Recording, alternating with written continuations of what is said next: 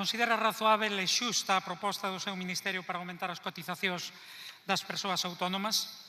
Non hai dúbida de que o acontecido nestes días nos veu dar a razón no que xa sabíamos. Con certeza non é xusta a proposta que vostede fixeron na pasada semana, nin é razoável. E a constatación é que tiveron que retirala e fixeron xa pública outra proposta ben diferente.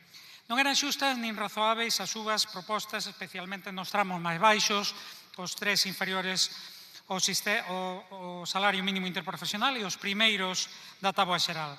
Non o eran porque acrecentaban unha dificultade máis ás trabas numerosas con que se encontran moitos autónomos para saíren adiante e que poden chegar a converter un proxecto profesional e de vida nunha verdadeira carreira de obstáculos.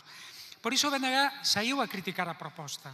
Mais, a diferenza do que fixo a dereita ultra, sen ningún ánimo partidista, senón co ánimo de tentar resolver unha situación que podería pôr en risco moitos proxectos e moitos negocios. Por iso, en canto ao Partido Popular, máis unha vez, como fai con todo, tentou e tenta utilizar isto na súa permanente campaña partidista, sen que realmente lle preocupa a situación dos autónomos, o BNG colocou o foco en defender un criterio de maior xustiza, axustando máis e mellor as cotizacións aos ingresos reais e garantindo sempre pensións dignas para os autónomos, porque non hai que esquecer que estamos a falar dun sistema de reparto e non de capitalización.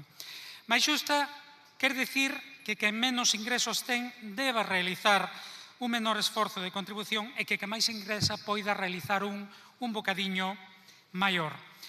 É a única maneira de garantir equidade e tamén viabilidade para proxectos profesionais das persoas autónomas.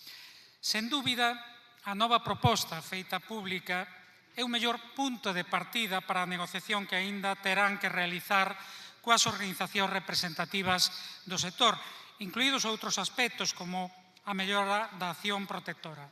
Lóxicamente, o BNG mantén o seu criterio e esperará a ver o resultado do proceso e a proposta que finalmente será levada a aprobación para pronunciarse de maneira definitiva. Moito obrigado.